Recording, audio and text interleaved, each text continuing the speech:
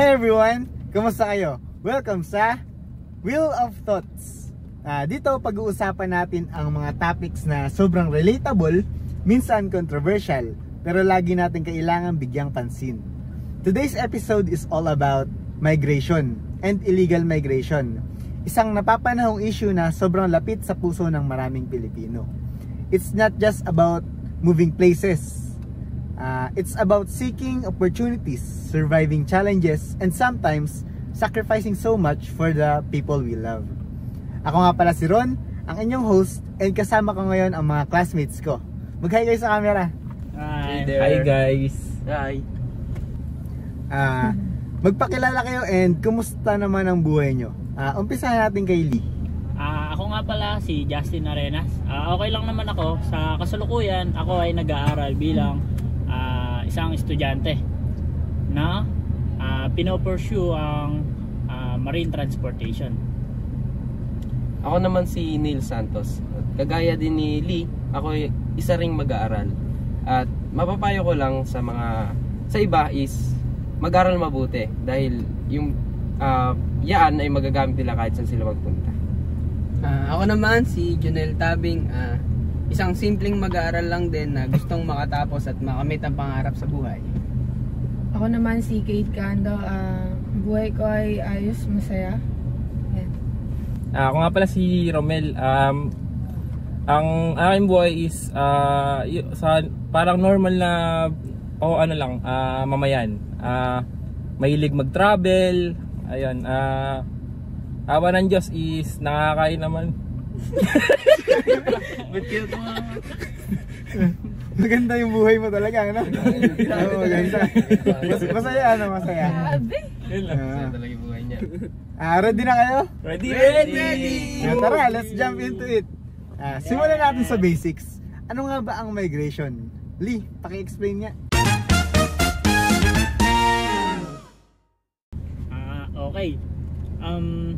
Okay, ang migration in simple terms, yun yung paglipat ng mga tao mula sa isang lugar papunta sa iba. Pwede itong international migration na tinatawag natin. Like kapag lumipat ka ng bahay mula Cebu papuntang Manila. Meron din tayong tinatawag na international migration. Like kapag pumunta ka ng abroad para magtrabaho. At hindi ito bago, nangyayari ito for centuries. Maraming dahilan kung bakit nagmamigrate ang mga tao. Minsan para sa pera, o kaya naman para sa kaligtasan at para mabuhay. O kaya minsan para sa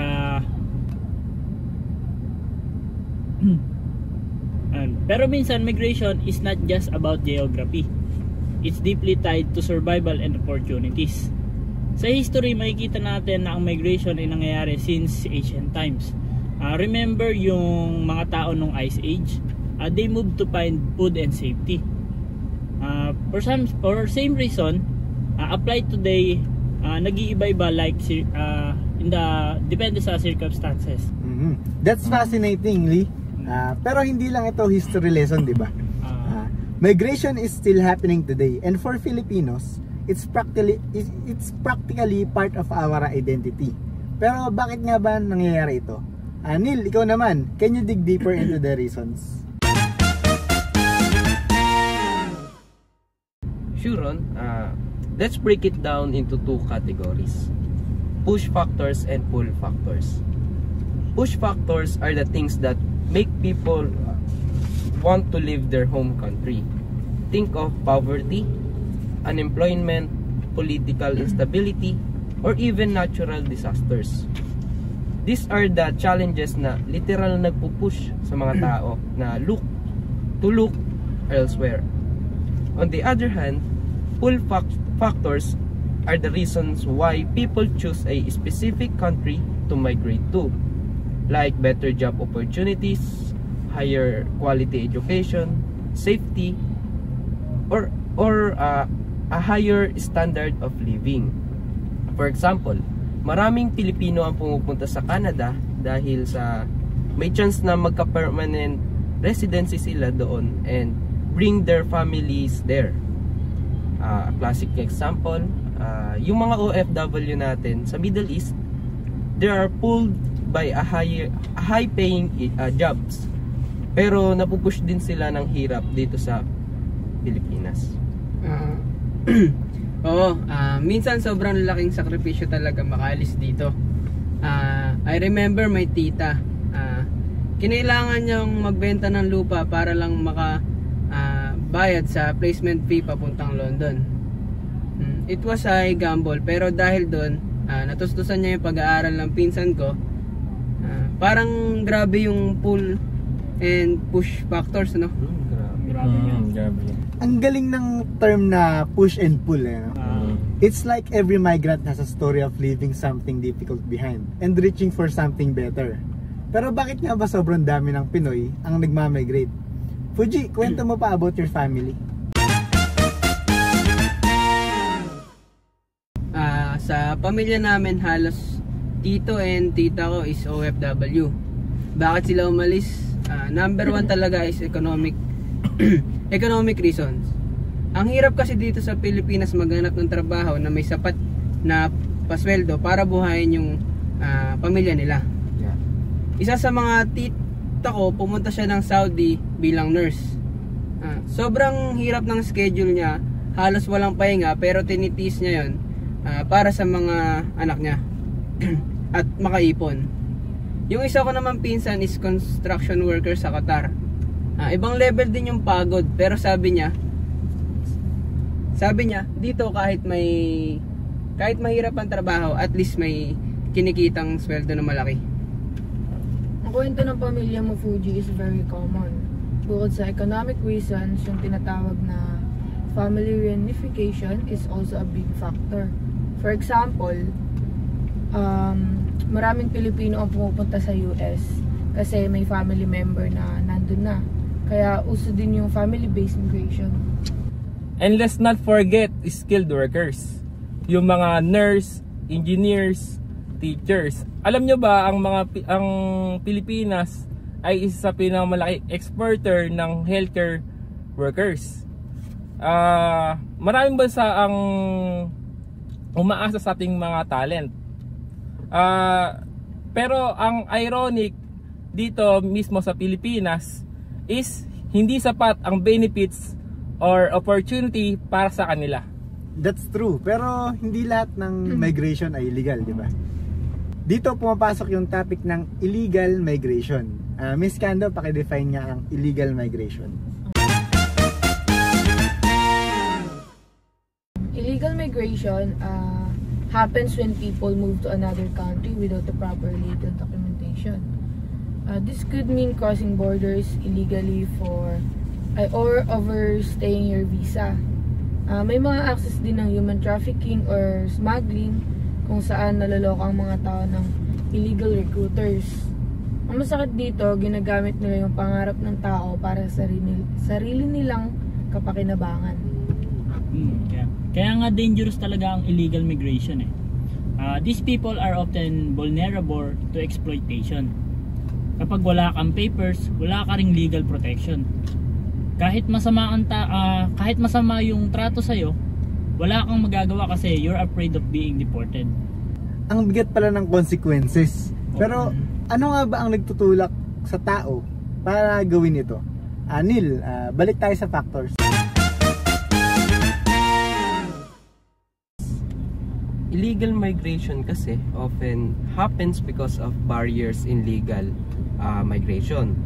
For example, sobrang mahal ng processing fees, ang tagal ng waiting time, at sobrang dami ng requirements.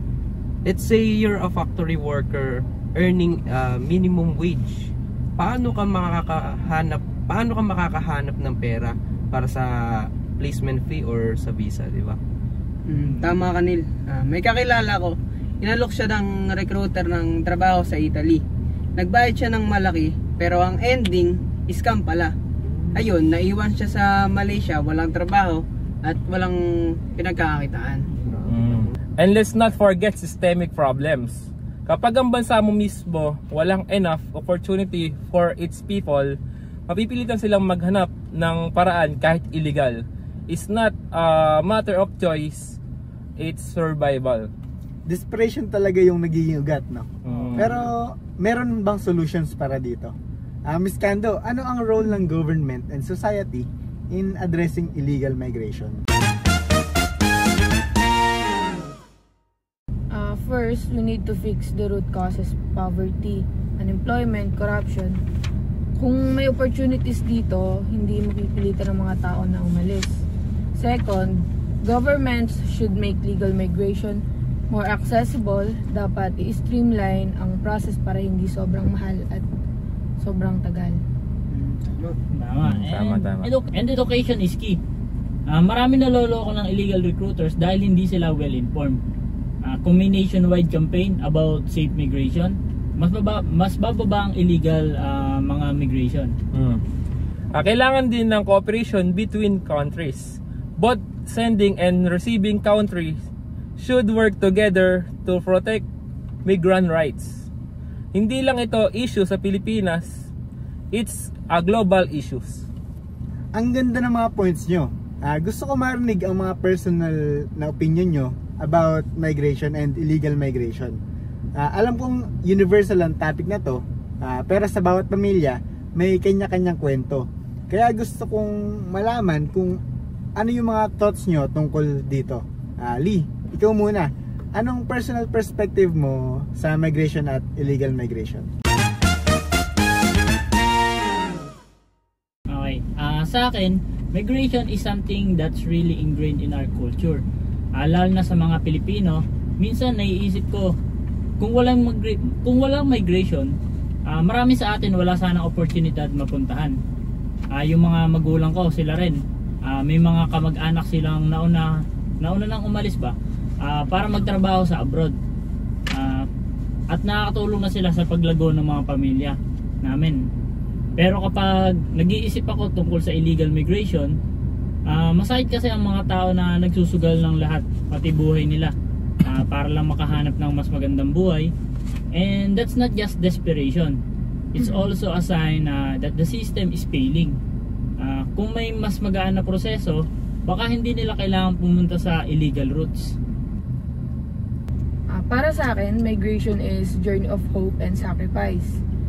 Alam ko mahirap ang buhay dito sa Pilipinas, kaya ang marami sa atin talagang naglalakbay papunta sa ibang bansa para sa mas maginhawang buhay. I've seen this in my own family. Ilang tita ko umalis ng bansa to work abroad. Hindi sila nakauwi ng matagal, pero ginawa nila lahat para sa pamilya. It's heartbreaking, but at the same time, it's inspiring how much they sacrifice. Pero yung illegal migration, bang usapan. People who go through illegal means often have no choice. Hindi lang nila ginagawa ito for money, kundi dahil desperado na talaga. Kailangan talaga ng mas maayos na sistema ng migration para hindi mapilitan ng mga tao mag-illegal na paraan. Yeah. Sa akin naman, sa pamilya namin halos lahat ng tito at tito ko OFW. Ang dahilan, kasi mahirap maghanap ng magandang trabaho dito sa Pilipinas. Si tito ko nagtatrabaho sa ibang bansa, halos walang pahinga, pero tinitiis niya yun para sa kanyang mga anak. Minsan naisip ko, kung mas maraming opportunities dito sa Pilipinas, baka hindi na nila kailangan maghanap ng trabaho pa sa ibang bansa. Nakita ko yung sakripisyo nila, at kung gaano kahalaga ang bawat desisyon nila para sa pamilya nila. Pero sana may mas marami pang opportunities sa Pilipinas. Hindi na nila kailangan mag-migrate. Kasi sa totoo lang, hindi madaling magtrabaho sa ibang bansa. Masarap ang sweldo, pero malayo sa pamilya at maraming sacrifices. Alam mo, migration has always been a part of our lives.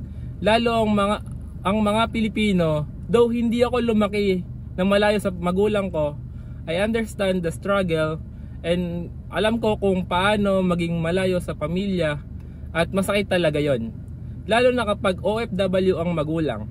It's really tough. It's not just about survival, but about giving your family a better life.